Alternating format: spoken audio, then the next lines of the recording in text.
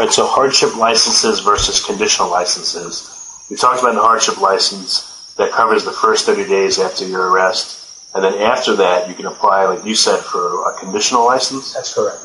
What happens is that in the first instance when the judge takes your license away, you are eligible, you may be eligible, not everybody is, but you may be eligible for a hardship license. If there's a refusal, you are not eligible for a hardship license.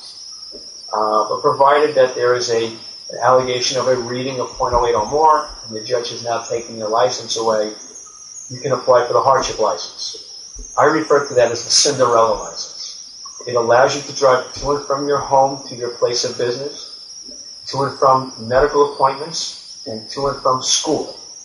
You have to be able to substantiate that you have a job. You have to substantiate where you work, the hours you work. You have to substantiate how much money you make. You have to substantiate, if you're a student, where you go to school, what your classes are, your class schedule, and of course if you have these doctor's appointments. And then being able to demonstrate to the court that there are really no buses or trains that you can take, and nobody can drive you. If you live with somebody who can drive you, you're not eligible either. It has to be a hardship, extreme financial hardship. You can demonstrate that, then the judge can give you a license on each particular day of the week, Saturday through the following, through Sunday through Saturday, whatever your schedule for work is, whatever your schedule for school is, whatever the time is that you leave your house, and as much time as it takes you to get to your location, and then your license goes away again, just like Cinderella. At 12 o'clock, your car turns back into a pumpkin. And then, when it's time to come home from work, your license is active again. So on the typical 9 to 5 person, if you leave your house at 8 o'clock and you get to your job at 8:45, you have a license from 8 o'clock to 8:45. 8:46, no more license. If you leave your place of business at 5:15 until 6, no license until 5:15, and at 6 o'clock your license again goes away. After 30 days, if you're eligible, you can then go to the Department of Motor Vehicles and you can get a conditional license for a fee. And the conditional license will allow you also to drive to and from work, but it is not as restrictive as the hardship license. It also gives you time on the weekends to do your personal business. You need to go shopping and go to cleaners or what you need to do. So it's a step up. And then your conditional license will remain in effect until such time as you are eligible to get your full license back, whenever that is. All right, so what happens if you don't get a hardship license, or you don't even bother to fight the driver's license suspension? How long in a first DUI, second, will you have it suspended for? Okay.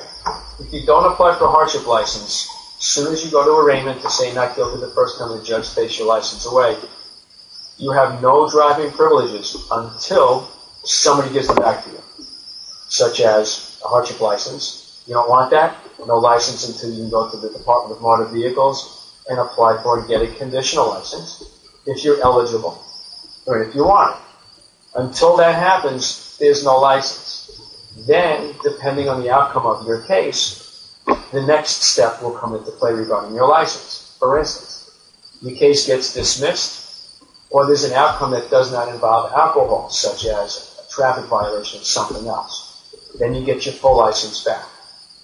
Your case gets resolved with a lesser crime of a driving while impaired, a DWAI or a DUI.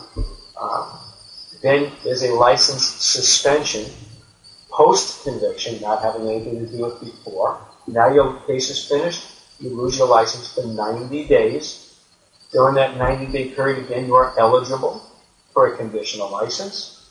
And at the end of that 90-day period, whatever the Department of Motor Vehicles wants you to do during that period, such as the DDP, the Drink and Driver Program, the Victim Impact Panel, the VIP, anything else, any fines, anything that's out there, then you're eligible to apply again to the Department of Motor Vehicles for the reinstatement of your license.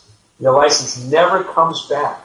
People don't understand this, and we've had instances years later where people get stopped for a common traffic violation, only to find out that their license is still suspended or revoked because they never went back to the Department of Motor Vehicles. So after the 90-day period is up, you first have to go back to the Department of Motor Vehicles to ask them for permission, pay whatever the fees are, do whatever the DMV has you do, and they will now give you your regular license back.